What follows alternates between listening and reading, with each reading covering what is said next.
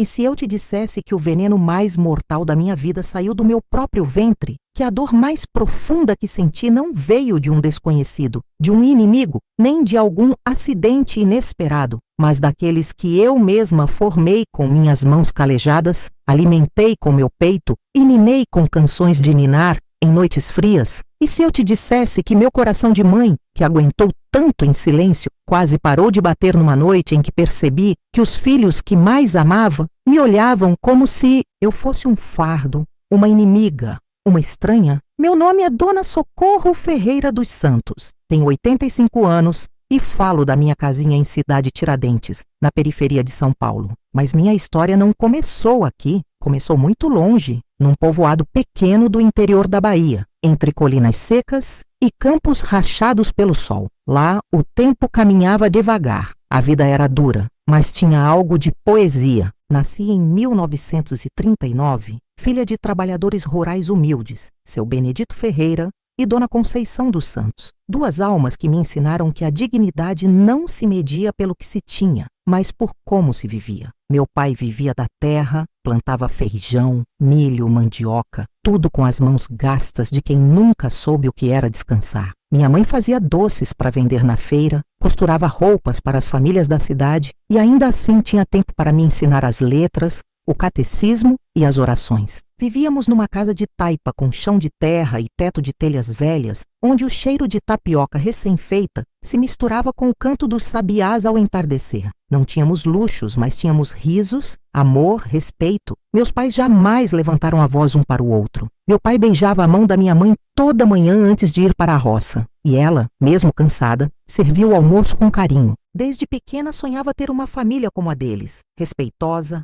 amorosa, firme como as raízes dos cajueiros antigos que cercavam nosso povoado. Mas aos 17 anos, tudo mudou. A seca nos obrigou a partir. A terra já não dava fruto. Os animais morriam. E meus pais, com o coração partido, decidiram tentar a sorte na capital, com a esperança de uma vida melhor. Foi assim que chegamos a São Paulo, em 1956, carregando o pouco que tínhamos em 2 trouxas de pano e muita fé no peito. A cidade nos engoliu com seus ruídos, sua pressa, sua confusão. Era como entrar em outro mundo. Vivemos numa casinha de 2 cômodos na Vila Madalena, onde quase não passavam ônibus e a lama engolia os pés quando chovia. Meu pai conseguiu trabalho numa construção. Minha mãe virou empregada doméstica numa casa de ricos em Higienópolis. Eu, mesmo tímida, comecei a trabalhar numa padaria aos sábados, ajudando na venda e aprendendo o valor de cada centavo poupado. Foi lá, entre fornadas de pão francês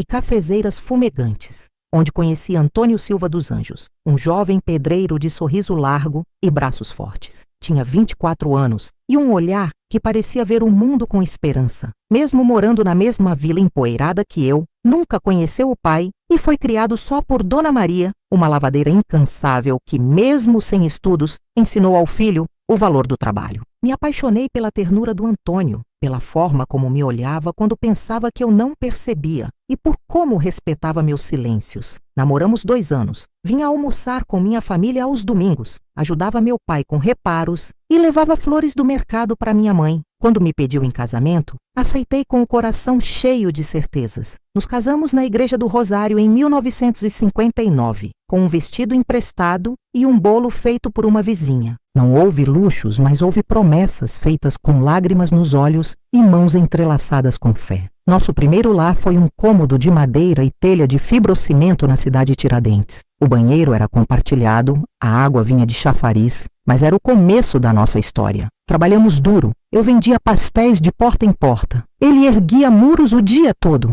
Em 1961, nasceu nosso primeiro filho, Valdenir, lindo, forte, com os olhos do pai e o gênio da mãe. 3 anos depois veio Josimar. Depois, em 1968, nasceu Wellington. E, finalmente, em 1972, nossa menina Aparecida, a única mulher, a princesa da casa. Enquanto nossos filhos cresciam, o bairro também crescia. Os barracões viravam casas, as ruas de terra ganhavam asfalto, mas também chegaram os perigos. Nos anos 90, Cidade Tiradentes ficava cada vez mais violenta. As drogas se infiltravam como fumaça pelas frestas das casas. E mesmo fazendo de tudo, mesmo rezando e aconselhando um por um, nossos meninos foram se perdendo. Valdenir, o mais velho, foi o primeiro a mudar. Começou a matar aula, a chegar tarde, a responder com grosseria. Josima o seguiu. Depois o Wellington. Era como lutar contra uma correnteza invisível. A cada dia os perdíamos um pouco mais e cada tentativa de resgatá-los nos confrontava com um olhar vazio que não sabíamos como preencher. A morte dos meus pais, que faleceram com poucos meses de diferença, me deixou sem rumo, como se tivessem quebrado minha bússola. E Antônio, meu marido, fazia o possível para me dar forças, embora eu visse no seu rosto o mesmo medo que apertava meu peito. Nossos filhos já não eram crianças. Eram jovens de rostos duros, olhares opacos e gestos frios. E mesmo assim eu continuava dizendo meus meninos. Continuava pondo comida na mesa, continuava esperando que um dia voltassem para casa, não com dinheiro sujo, mas com o coração limpo. Aparecida era meu consolo, minha esperança. Estudiosa, atenta, me ajudava nos afazeres. Cuidava do pai quando chegava doente e me abraçava quando sentia que não aguentava mais. Por ela me levantava todos os dias. Por ela rezava. Acendia velas, fazia promessas e acreditava que Deus, mesmo calado, ainda estava comigo. Mas o que não sabia, e talvez você também nunca tenha imaginado, é que o mal nem sempre vem de fora. Às vezes o verdadeiro pesadelo nasce dentro da sua própria casa. Às vezes o inimigo não porta armas, mas ressentimentos. Às vezes o perigo tem seu mesmo sobrenome. E isso foi o que aprendi da maneira mais cruel numa noite de outubro, que mudou para sempre tudo o que acreditava sobre amor, família e perdão. Se chegou até aqui, peço com todo o meu coração de mãe ferida que comente aqui embaixo. Nem todo amor de mãe salva. Essa frase não é só um desabafo. É uma verdade que me custou a alma entender. Dê like neste vídeo, se inscreva no canal se ainda não fez e compartilhe esta história com alguém que precisa compreender que às vezes amar também é sobreviver. Nos próximos capítulos contarei tudo sem esconder nada, porque agora preciso falar, preciso que me escutem. Às vezes me pergunto se a gente deveria conseguir sentir quando a desgraça está se aproximando, como um pressentimento no peito, como um arrepio que percorre a espinha. Mas a verdade é que não. A destruição não avisa, se instala aos poucos como mofo nas paredes das casas humildes. E quando percebemos, já é tarde, já está dentro, já virou parte do ar que respiramos. Depois daquela noite de outubro em que senti pela primeira vez medo dos meus próprios filhos, algo se quebrou em mim. Não se rompeu completamente, mas o suficiente para deixar uma rachadura que jamais voltaria a se fechar. Eles, Valdenir, Josimar, Wellington e Aparecida, já não eram mais as crianças que corriam descalças pelos corredores, nem os jovens que me pediam ajuda com o dever de casa, ou que esperavam ansiosos o pudim de leite que eu fazia aos domingos. Os 3 homens eram rapazes endurecidos pelas ruas, pela droga, pela violência. Moços com rostos velhos e eu, a mãe deles, me sentia cada dia mais distante. A casa que com tanto esforço construímos agora parecia uma trincheira. Cada cômodo era território tenso.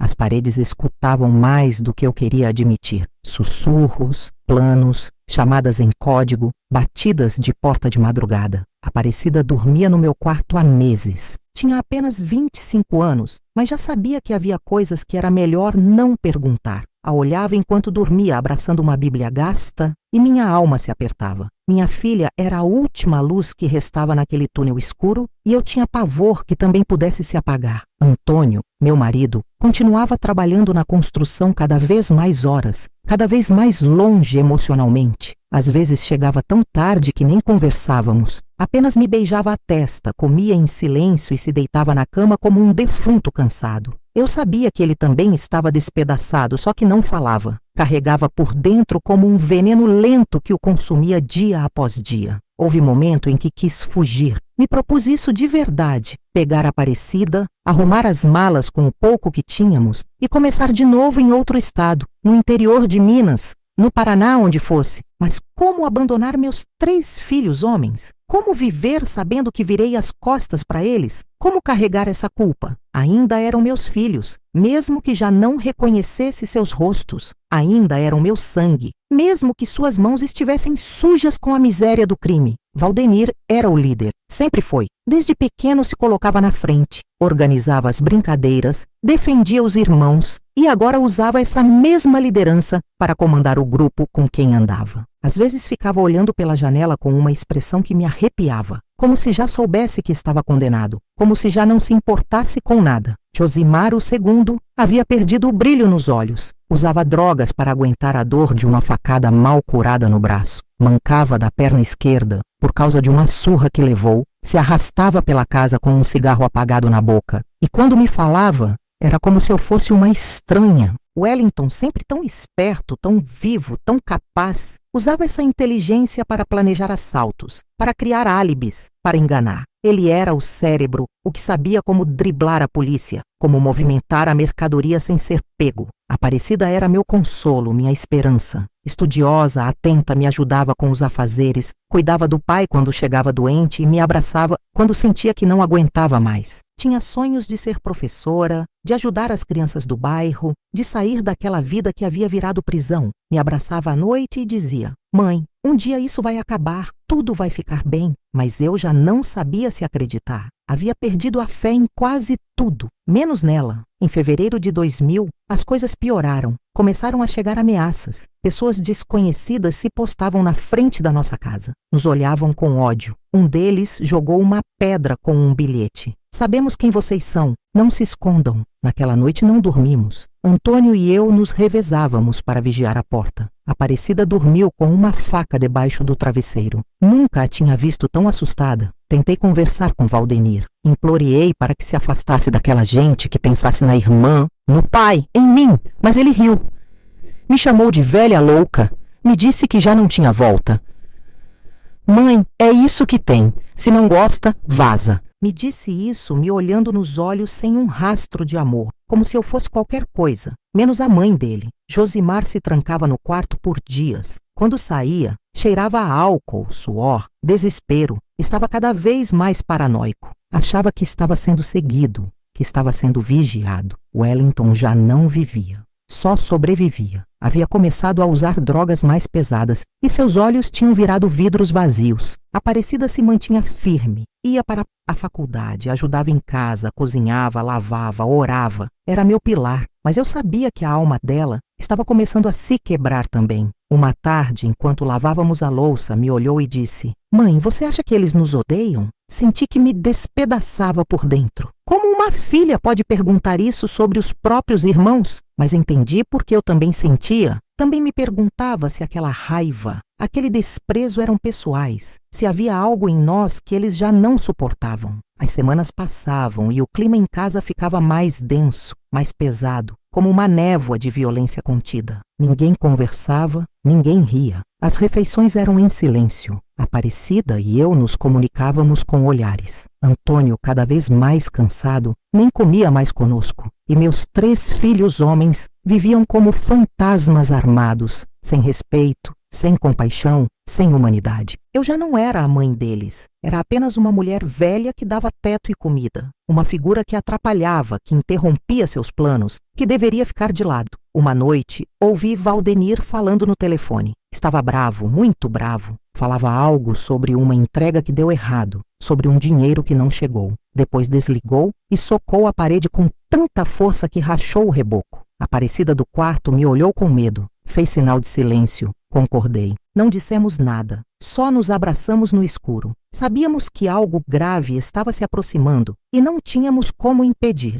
Se você também já viveu a dor de ver seus filhos se perderem no caminho errado, comente aqui embaixo. Eu também conheci esse medo. Seu depoimento pode dar força para outra mãe que está passando pelo mesmo em silêncio. As semanas que se seguiram àquela conversa com Aparecida foram como viver numa casa assombrada. Cada barulho me sobressaltava. Cada batida de porta me fazia pensar que a desgraça havia chegado. E não me enganei. Uma madrugada de março acordei com um estrondo que ecoou pela casa toda. No começo pensei que fosse sonho, mas depois ouvi gritos, portas se abrindo com violência, barulho de passos correndo pelo corredor. Me levantei da cama, com o coração batendo como tambor descontrolado. Aparecida também acordou. Me agarrou pelo braço com força. As unhas se cravaram na minha pele. "O que está acontecendo, mãe?" "Não sei, filha." Fica aqui, falei, mas minha voz tremia tanto que não soou convincente. Saí pelo corredor descalça, de camisola amassada e cabelo despenteado. A luz da cozinha estava acesa, criando sombras estranhas nas paredes. Valdenir estava lá,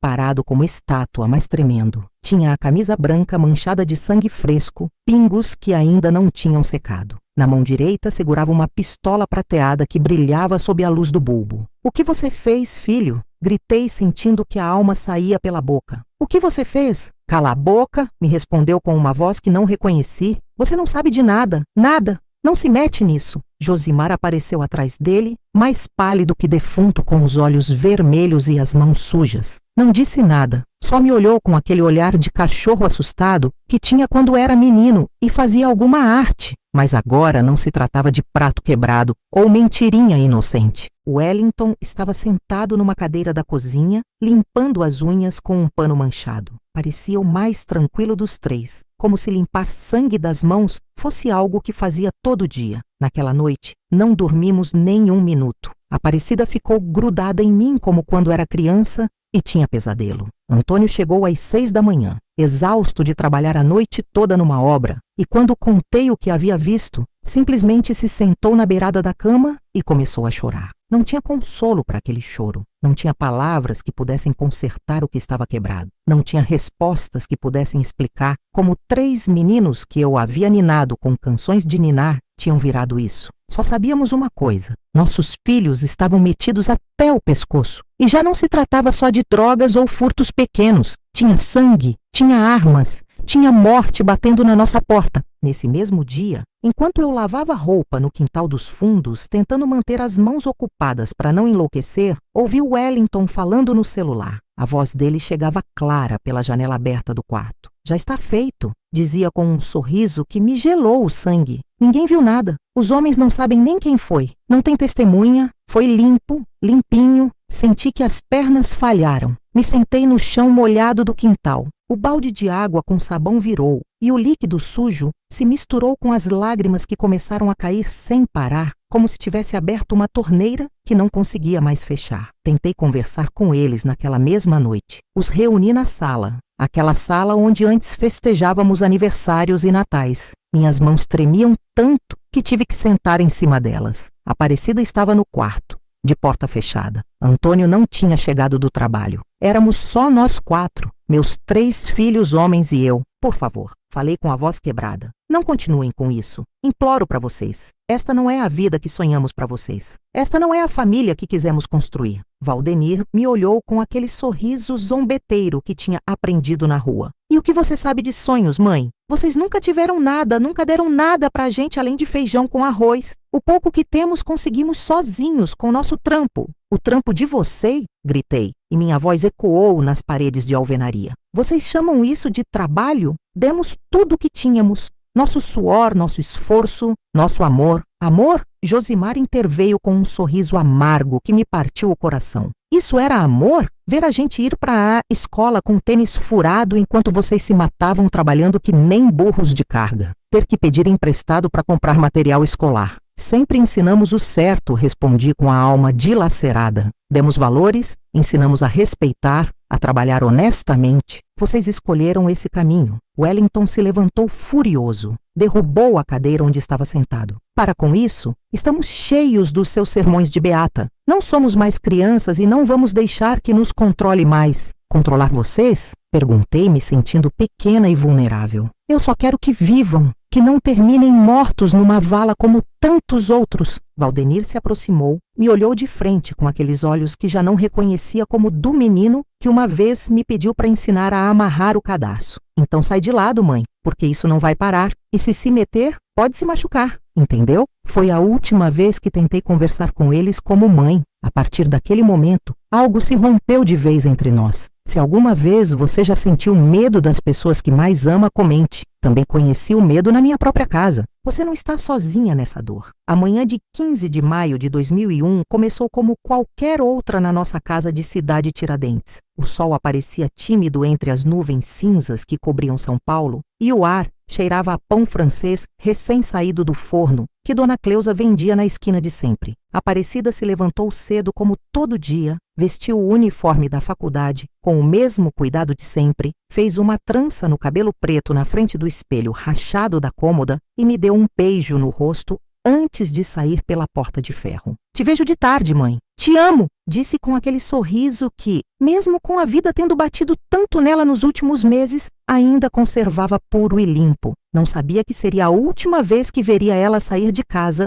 como a estudante responsável que sempre foi. Não sabia que aquele te amo ficaria tatuado na minha memória como uma despedida que me perseguiria pelo resto dos meus dias. Passaram as horas normais. Eu limpava, cozinhava, tentava manter a mente ocupada com os afazeres de sempre. Antônio já tinha saído para trabalhar desde as 5 da manhã. Os meninos dormiam depois de ter chegado de madrugada fedendo a álcool, fumo de cigarro, aquele cheiro de rua que já tinha virado parte deles. Eu tentava não olhar para eles, não conversar. Vivíamos na mesma casa, mas éramos estranhos, como hóspedes que se toleram, mas não se suportam. Mas nesse dia, Aparecida não voltou às 2:30 da tarde como era costume, desde que tinha começado a estudar serviço social na faculdade. Já deveria estar batendo na porta, tirando os sapatos, contando das aulas. Não chegou. Às 3 da tarde pensei que talvez tivesse ficado estudando com alguma colega na biblioteca. Às 4 comecei a me preocupar, mas me disse para não ser exagerada. Às 5 já não conseguia respirar direito. Algo dentro de mim gritava que alguma coisa estava muito errada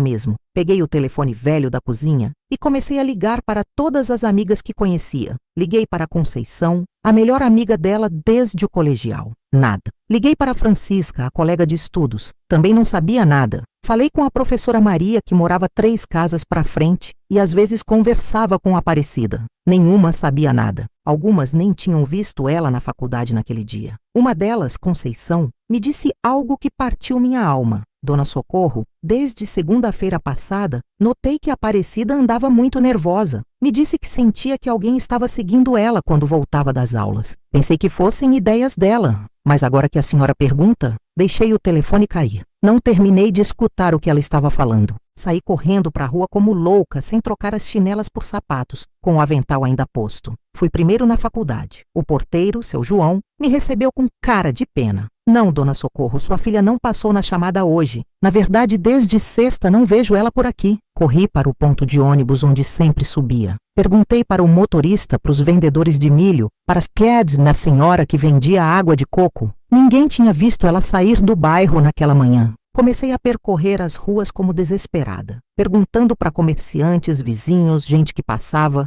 Bati em portas, gritei o nome dela, olhei em cada esquina, atrás de cada barraca da feira. Ninguém sabia nada, ninguém tinha visto. Era como se a terra tivesse engolido ela. Voltei para casa no fim da tarde com os pés arrebentados de tanto andar e a alma feita em pedaços. Antônio já tinha chegado do trabalho. Quando falei que Aparecida não estava em lugar nenhum, vi ele se despedaçar completamente. Não disse nada. Só se sentou no chão da sala. Cobriu o rosto com aquelas mãos calejadas que tinham construído tantas casas alheias e chorou como nunca tinha visto ele chorar. Chorou como criança perdida, como homem derrotado pela vida. E meus 3 filhos, nossos meninos, estavam no quintal de trás bebendo cerveja e rindo como se nada estivesse acontecendo, como se o mundo não estivesse desabando em cima da gente. Vocês viram a irmã de vocês? Perguntei com a voz estragada, sentindo que cada palavra cortava minha garganta. Valdenir me olhou sem interesse, como se eu estivesse perguntando sobre o tempo. Não, por quê? Ela não voltou? Desde de manhã não está. Ninguém viu ela na faculdade. Ninguém sabe onde está. Deve ter ido com algum namorado, disse Josimar, zombando, tomando um gole longo da cerveja. Ou se cansou dessa casa de loucos e vazou, completou Wellington, com um sorriso que me atravessou como facada. As palavras me caíram como punhais envenenados. Como podiam falar assim da própria irmã? Como podiam ser tão cruéis? Não se importavam? Não doía que ela pudesse estar em perigo? Naquela noite não dormimos nem um minuto. Antônio foi na delegacia fazer boletim de ocorrência. Os policiais falaram que tinha que esperar 72 horas, que as moças adolescentes às vezes fugiam por pirraça, por rebeldia de juventude. Ninguém levou a gente a sério. Ninguém entendia que minha Aparecida não era assim. Aparecida não sumia sem avisar. Aparecida não mentia. Aparecida não fugia. Aparecida estava em perigo, e eu sabia disso com cada fibra do meu ser. Se você já viveu o pesadelo de um filho desaparecer sem explicação, comente. Também conheci esse desespero.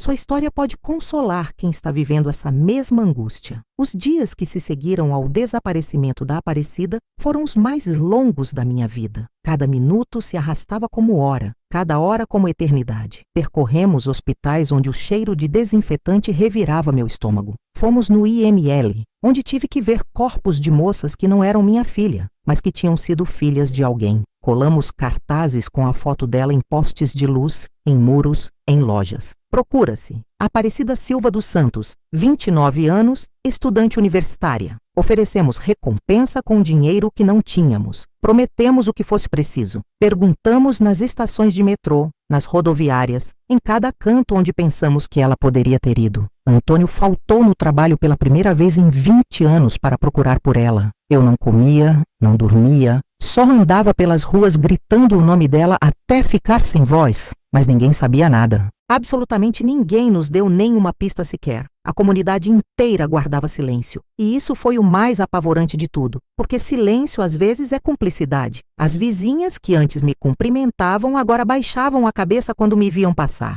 Os comerciantes me atendiam sem me olhar nos olhos. Era como se todos soubessem alguma coisa que eu não sabia. Passou uma semana, depois 2, e ninguém, absolutamente ninguém, nos deu nenhuma pista. A polícia arquivou o caso por falta de provas. Meus 3 filhos não derramaram nem uma lágrima, nenhuma palavra de consolo. Continuaram na deles, nos negócios sujos, nas risadas vazias, no mundo deles sem alma. E foi então que soube. Foi seu Joaquim, um vizinho mais velho, amigo do Antônio há muitos anos, quem me contou. Um homem de barba grisalha e mãos trêmulas que tinha trabalhado na mesma construção que meu marido. Me encontrou uma tarde no mercado, quando eu comprava tomates com as últimas moedas que tinha na carteira. Me puxou para um canto, entre as bancas de verduras, onde ninguém pudesse nos escutar. Dona Socorro, me disse com os olhos cheios de pena, tem que saber de uma coisa, mas me promete que não vai falar de onde soube. O que foi, seu Joaquim? Sua filha Aparecida não está desaparecida,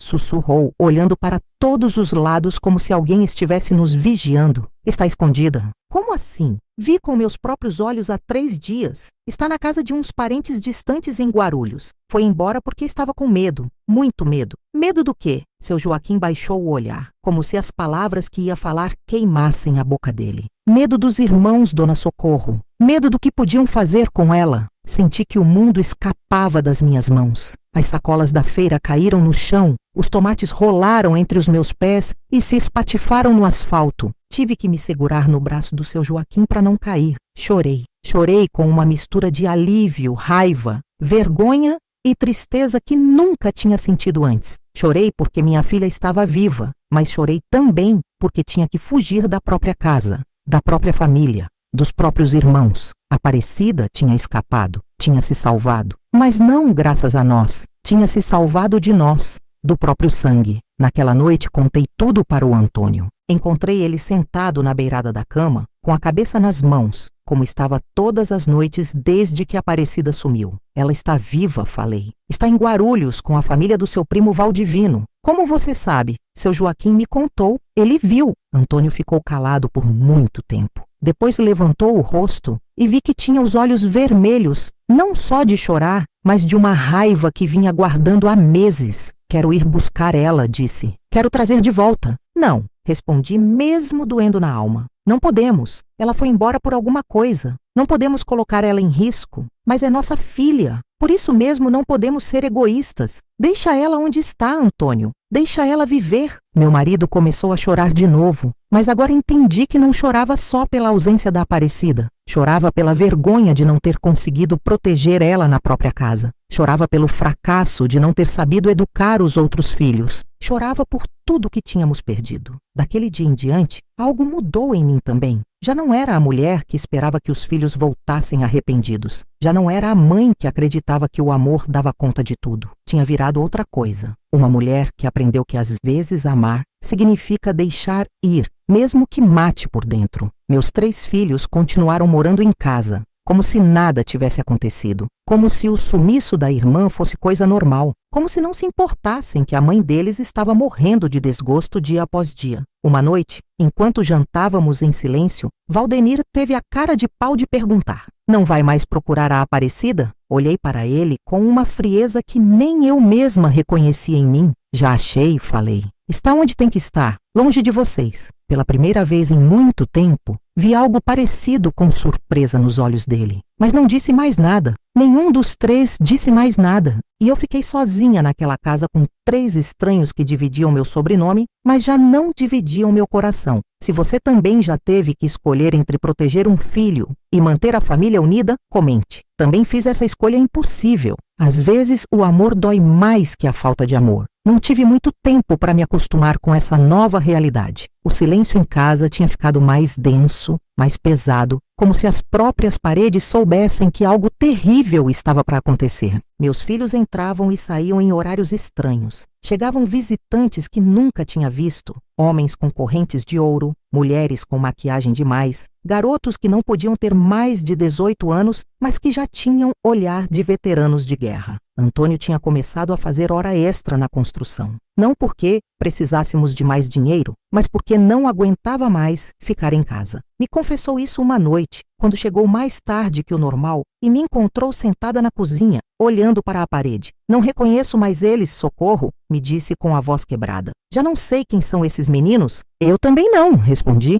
"mas continuam sendo nossos filhos." "Você acha mesmo?" Não respondi porque não tinha certeza da minha própria resposta. Uma madrugada de agosto, o mundo desabou em cima da gente de uma vez. Era 5 da manhã quando ouvi as batidas na porta. Não eram batidas normais, de visita ou emergência. Eram batidas de autoridade, de força, de abram ou derrubamos a porta. "Polícia, abram a porta!" Me levantei correndo, de camisola amassada e coração batendo tão forte que achei que ia ter infarto ali mesmo. Antônio acordou também, desorientado, perguntando o que estava acontecendo. Antes que pudesse chegar na porta, derrubaram ela. Entraram como um exército conquistador. Policiais à paisana, com armas compridas, com coletes à prova de bala, com uma violência nos olhos que me paralisou de terror. Eram muitos, talvez 20, talvez mais. Invadiram cada canto da minha casa como formigas furiosas. No chão, todos no chão, mãos onde a gente possa ver. Não entendia nada.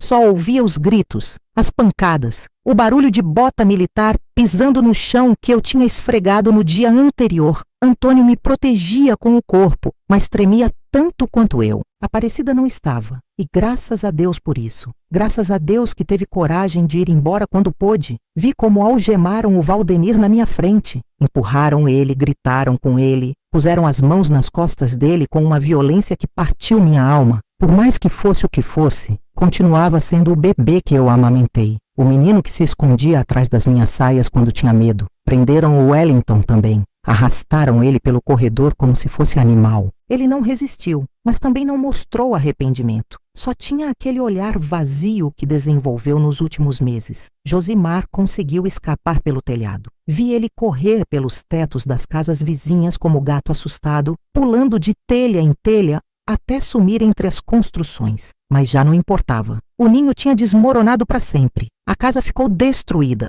Derrubaram os móveis, quebraram as portas, furaram as paredes procurando sabe lá o quê. Minha cozinha parecia campo de batalha. A sala onde antes meus filhos brincavam quando eram inocentes, agora tinha as janelas quebradas e os sofás virados. Eu chorava, sem conseguir parar. Antônio se agarrava no peito e respirava com dificuldade. Não conseguia puxar ar suficiente. As mãos ficavam roxas. Os vizinhos olhavam das portas e janelas, alguns com curiosidade mórbida, outros com nojo, como se o que estava acontecendo na nossa casa fosse contagioso. Já não tinha compaixão nos olhares deles, só julgamento e desprezo. Dona Cleusa, que vendia pão na esquina e que era minha amiga há mais de 20 anos, cuspiu no chão quando me viu. Não me xingou, não gritou comigo. Só cuspiu como se minha presença sujasse ela. Naquela tarde, tive que levar Antônio no hospital. O coração dele já não aguentava mais emoções fortes. O médico, um rapaz novo com cara de quem não dormia há dias, deu o diagnóstico que já esperávamos: insuficiência cardíaca grave, pressão descontrolada, estresse crônico. Seu marido não pode continuar trabalhando, me disse enquanto escrevia receitas que eu sabia que não poderíamos pagar. Precisa de repouso absoluto e remédios muito caros. Sem isso, não vive mais de 6 meses. Não tínhamos dinheiro. Eu já tinha penhorado tudo que dava para penhorar. A liquidificadora, o rádio, até os brincos de ouro que Antônio me deu quando casamos. Não tínhamos plano de saúde, não tínhamos poupança, não tínhamos nada. A casa estava destroçada. Os filhos que sobraram livres, sumidos, Aparecida longe, segura, mas ausente. E eu, completamente sozinha no meio dos destroços do que uma vez foi minha família. Foi então que entendi com uma clareza que doeu até os ossos. Já não era a mãe de ninguém. Era só a sombra de uma mulher que uma vez acreditou que o amor de família podia conquistar qualquer coisa. E não pode. Não quando esse amor vira cegueira. Não quando esse amor faz você tolerar o intolerável até ser tarde demais. Se você já viu a polícia levar seus entes queridos, comente. Também vivi essa humilhação. A dor dividida fica mais suportável. Depois da operação policial, dos gritos, das pancadas, de ver como levaram meus filhos algemados como bandidos comuns, minha casa nunca mais voltou a ser um lar. As paredes continuavam as mesmas, o teto, os móveis que não quebraram, mas o ar era diferente. Estava envenenado, espesso, como se ainda flutuassem os gritos e a violência daquela madrugada. Valdenir e Wellington foram os únicos que levaram presos naquele dia. O Osimar continuava foragido, escondido sabe lá onde. Ninguém nos falava nada. Ninguém nos informava do paradeiro dele. Era como se tivesse sumido da face da terra, igual a Aparecida, mas por motivos completamente opostos. E eu, no meio de tudo isso, tentava me manter de pé, como árvore velha e torta que não cai só porque suas raízes já se fundiram com a dor da terra. Antônio não resistiu muito depois daquela noite. A saúde dele foi se apagando como vela que fica sem cera. O médico tinha avisado que qualquer emoção forte podia matar ele, e não teve emoção mais destrutiva que ver como arrastaram os filhos pelo chão da sala, que ele mesmo construiu tijolo por tijolo. Daquela noite em diante parou de falar quase completamente. Só dizia o necessário. Passa a água? Já passou o lixeiro? Tem troco para o pão? Frases curtas, palavras soltas, como se cada sílaba custasse anos de vida. Dormia no sofá da sala porque tinha medo do quarto. Tinha medo de sonhar, tinha medo de lembrar, tinha medo de fechar os olhos e ver as coisas que tínhamos perdido. Às vezes encontrava ele acordado às 3 da madrugada, olhando para a parede com aqueles olhos que já não viam o presente, só o passado. Aparecida continuava em Guarulhos, morando com a família do Valdivino. De vez em quando mandava recado pelo seu Joaquim. Fala para minha mãe que estou bem, pergunta como está meu pai, já tem notícia dos meus irmãos, mas nunca uma ligação direta, nunca uma visita, nunca um abraço. Tinha aprendido a viver sem nós. E por mais que doesse admitir, talvez fosse a decisão mais inteligente que tomou na vida. Não sabia se ficar agradecida porque estava segura ou arrasada porque precisava estar longe de mim para estar. Um mês depois das prisões, Valdenir me ligou do presídio. Tinham passado 4 semanas sem saber nada dele. 4 semanas me perguntando se estava vivo, se estavam tratando ele bem, se tinha se arrependido de alguma coisa. Quando ouvi a voz dele do outro lado da linha, não soube se era alívio ou dor o que sentia. Mãe, me disse, e a voz dele soava diferente. Não era a voz dura e desafiadora dos últimos anos. Era a voz de alguém que tinha sido quebrado pela realidade. Oi, filho, aqui estou. Como está meu pai? Mal, muito mal. O coração não funciona mais direito. E o Josimar? Não sabemos nada dele desde aquela noite. Aparecida? Está bem, está segura. Teve um silêncio longo, muito longo. Dava para ouvir a respiração entrecortada dele do outro lado do telefone, como se estivesse lutando com palavras que não sabia como falar. Mãe, me disse finalmente. Desculpa, e desligou. Aquele pedido de desculpas foi como tiro no peito. Tinha esperado por isso durante anos. Tinha sonhado com isso em tantas noites sem dormir. Tinha rezado por isso em tantas missas. Mas quando finalmente chegou, já não significava a mesma coisa. Não porque não fosse sincero, sabia que era, mas porque chegou tarde demais, quando tudo já estava quebrado, quando já não tinha nada que o perdão pudesse consertar. Wellington nunca ligou, nem uma vez sequer, em todos os meses que se seguiram. Era como se tivesse decidido apagar da memória qualquer lembrança de família, qualquer laço de sangue. Como se nós fôssemos parte de uma vida anterior que não queria mais lembrar. Às vezes me perguntava se continuava vivo, às vezes desejava que não estivesse, para não ter que carregar a vergonha de saber que criei alguém capaz de tanto estrago. Antônio teve o primeiro infarto em abril. Encontrei ele caído no banheiro com o rosto roxo e os olhos revirados. Achei que tivesse morrido. Gritei tanto que vieram os vizinhos, mesmo a maioria já não conversando com a gente. Seu João, do concerto de bicicletas da esquina, me ajudou a carregar ele até o hospital mais perto. No caminho, naquela ambulância velha que cheirava a desinfetante barato, Antônio apertou minha mão e disse uma coisa que nunca vou esquecer. Não foi culpa sua, Socorro. Você fez o que pôde com o que sabia. Sobreviveu àquele infarto, mas eu sabia que era questão de tempo. O corpo dele já tinha decidido se render, só estava esperando a hora certa de ir embora. Se você já viu morrer devagar a pessoa que mais ama pela dor que seus próprios filhos causaram, comente. Também carreguei essa culpa. Não tem dor mais funda que essa. Antônio morreu de madrugada no dia 12 de maio, exatamente 1 ano depois da Aparecida ter desaparecido das nossas vidas. Não sei se foi coincidência ou se o coração despedaçado dele decidiu marcar essa data no calendário da dor. Eu estava sentada do lado dele, segurando a mão calejada que já estava fria. Tínhamos passado a noite em claro, porque ele não conseguia respirar direito. Toda vez que tentava se deitar, se afogava. Toda vez que tossia, saía sangue. Não tínhamos dinheiro para levar ele no hospital de novo. Já devíamos 3 meses de aluguel. A luz estava cortada e eu tinha vendido até os últimos pratos de casa para comprar os remédios dele.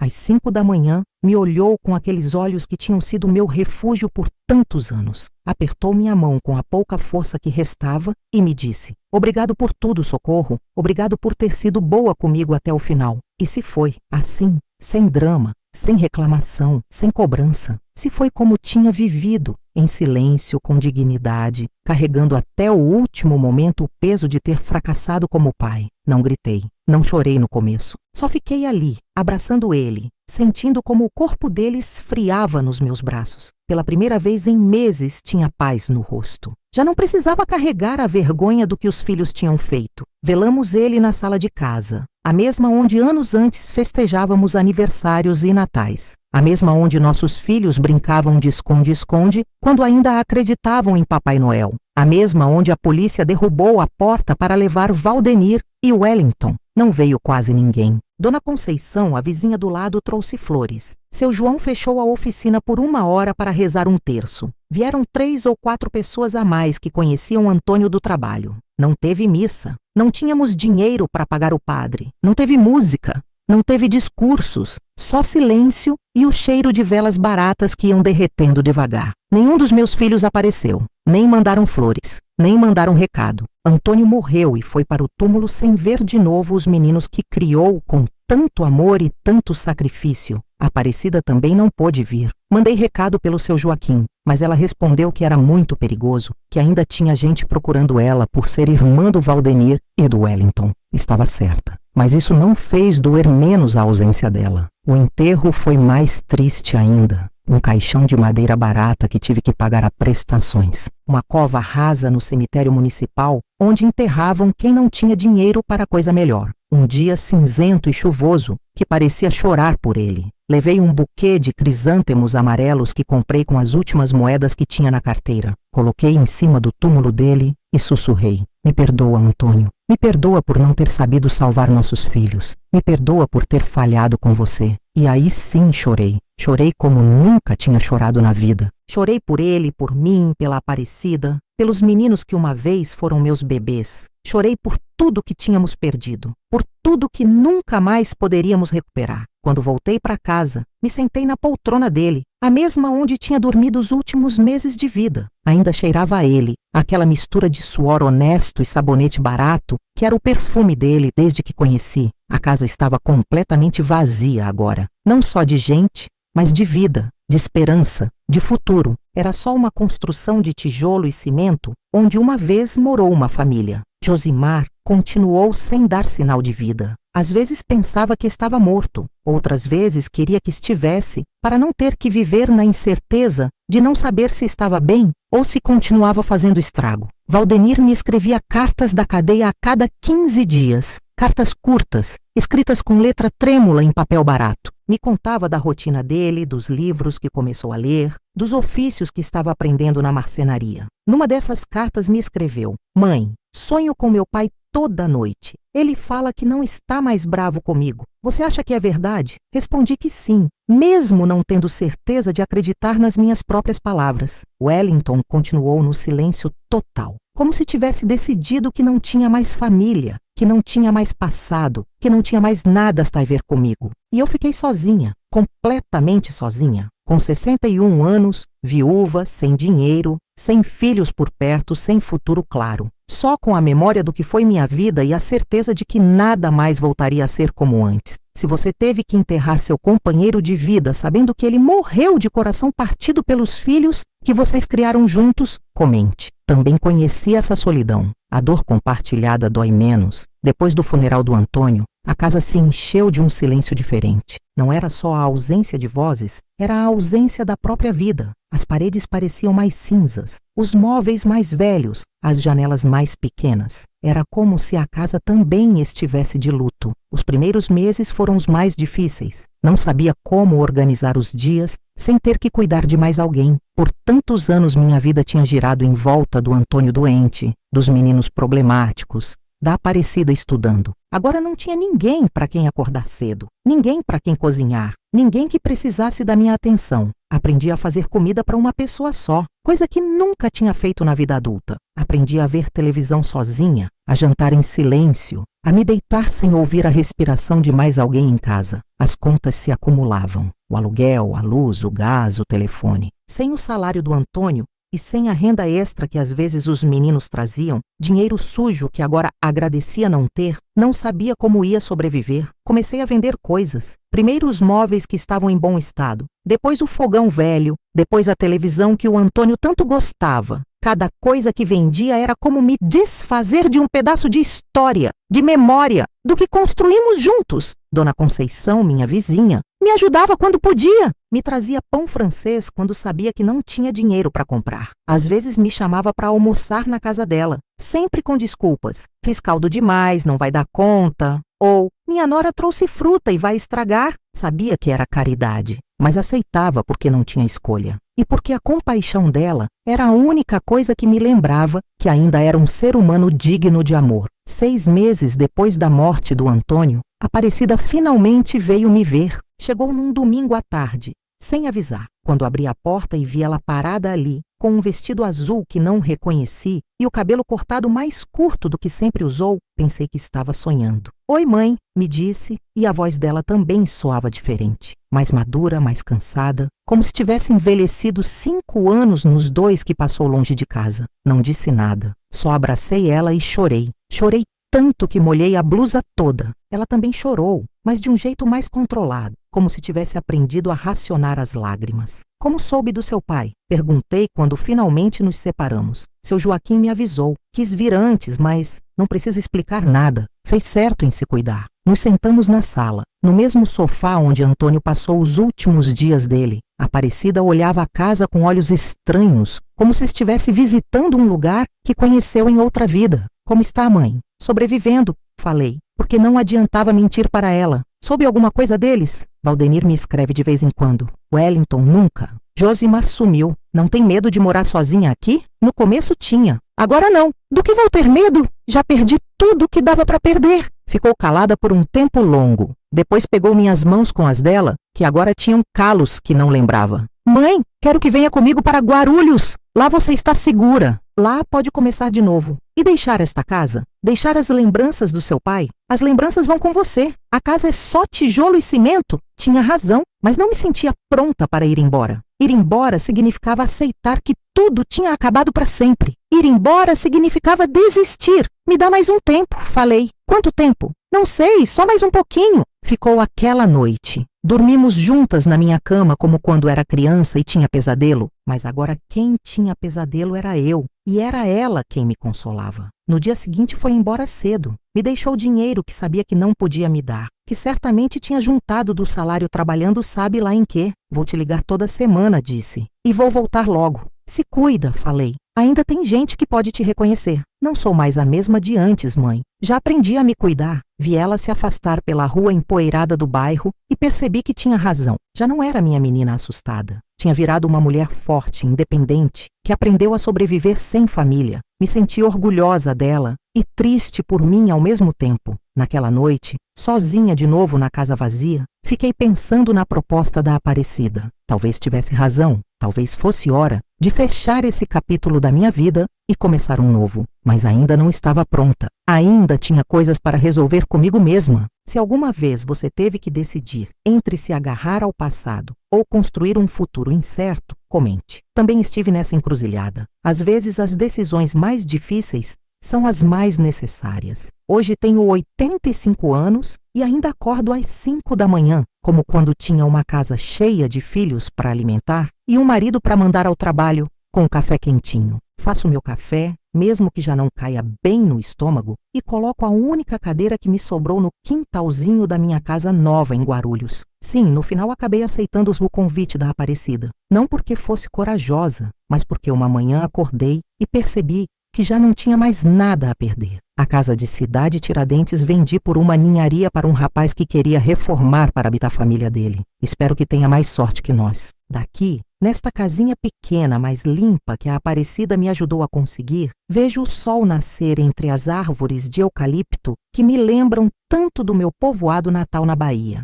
É engraçado como a vida leva a gente em círculos. Comecei entre árvores, vivi na cidade de cimento e agora termino de novo entre árvores. Tem dias que choro, outros que só respiro, outros que até me atrevo a sorrir quando lembro como a Aparecida escondeva cartinhas de amor embaixo do meu travesseiro quando tinha 15 anos ou quando o Antônio fazia brincadeiras comigo enquanto eu estendia roupa no varal. Às vezes recebo cartas do presídio. Valdenir continua me escrevendo a cada 15 dias. As cartas dele foram mudando com os anos. Já não são só reclamações ou justificativas. Agora me conta dos livros que lê, da marcenaria que está aprendendo, dos planos que tem para quando sair. Na última carta me escreveu: Mãe, quando sair quero montar uma oficininha de móveis. Já aprendi a fazer cadeiras bem bonitas. A primeira vou dar de presente para a senhora sentar no quintal para ver os passarinhos. Não sei se acreditar. Aprendi a não me iludir, mas guardo as cartas dele numa caixa de sapatos, caso seja verdade. Do Wellington nunca mais soube.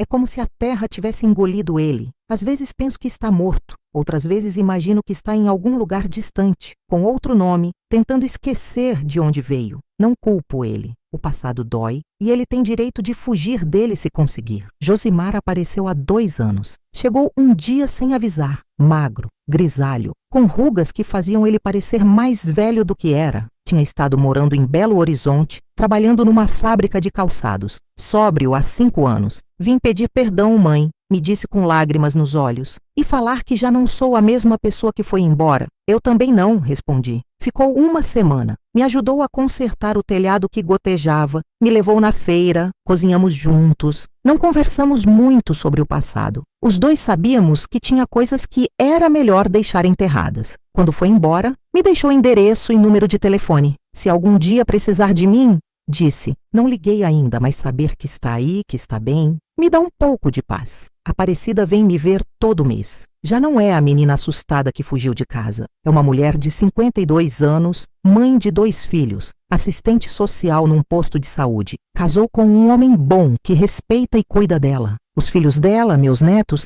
me chamam de vó Socorro e me trazem desenhos que grudo na geladeira. Às vezes me pergunto se fiz certo criando eles do jeito que criei. Se fui muito permissiva com os homens, se devia ter sido mais rígida. Se devia ter posto limites mais claros, mas já não me torturo com essas perguntas. Fiz o que pude com o que sabia naquele momento. Aprendi que o amor de mãe não é perfeito, não é todo-poderoso, não consegue salvar tudo nem consertar tudo. Às vezes, por mais que ame, as coisas se quebram e está certo. Está certo reconhecer que você não é responsável por todas as escolhas que seus filhos fazem quando crescem. Aprendi também que sobreviver não é só continuar respirando. É encontrar motivos pequenos para se levantar todo dia. O café da manhã, o cumprimento da Dona Antônia, minha vizinha, as cartas do Valdenir, as visitas da Aparecida, os desenhos dos meus netos. Não tenho uma história com final feliz. Não tem milagres nem redenções perfeitas, mas tenho algo mais valioso. Tenho a certeza de que sou capaz de seguir em frente, mesmo depois de perder quase tudo. E se você que está assistindo este vídeo e viveu algo parecido, se sentiu que o amor não foi suficiente, se carregou culpas que não eram suas, se teve medo das pessoas que mais ama, quero que saiba uma coisa: você não está sozinha. Somos milhares as mães que caminhamos por este vale de lágrimas. Somos milhares as que aprendemos que amar às vezes dói mais que não amar. Mas também somos milhares as que aprendemos a nos reconstruir sobre os destroços dos nossos sonhos quebrados. Não desista, não se culpe pelo que não pôde controlar. Não se envergonhe de ter amado demais ou de ter confiado quando não devia. Isso te faz humana, não te faz boba. E se chegou até aqui, até o final da minha história, peço que comente esta frase que me sustentou nos dias mais escuros. Eu também mereço viver sem medo. Seu comentário pode tocar o coração de outra mulher que ainda não se atreve a falar. Sua história, como a minha, também merece ser contada. Dê like neste vídeo se meu testemunho tocou alguma parte da sua alma. Se inscreva no canal para que mais vozes como a minha não fiquem no esquecimento. Compartilhe esta história com quem precisa ouvir que depois do abismo mais fundo, ainda dá para encontrar um raizinho de sol, porque mesmo que o mundo queira nos calar, ainda tem uma geração de mulheres dispostas a dizer: aqui estou, com tudo que vivi e ainda respiro. Este conteúdo é uma obra original, baseada em depoimentos reais, inspirada na verdade de tantas mulheres que encontraram força para contar sua história. Obrigada por escutar. Obrigada por ficar até o final.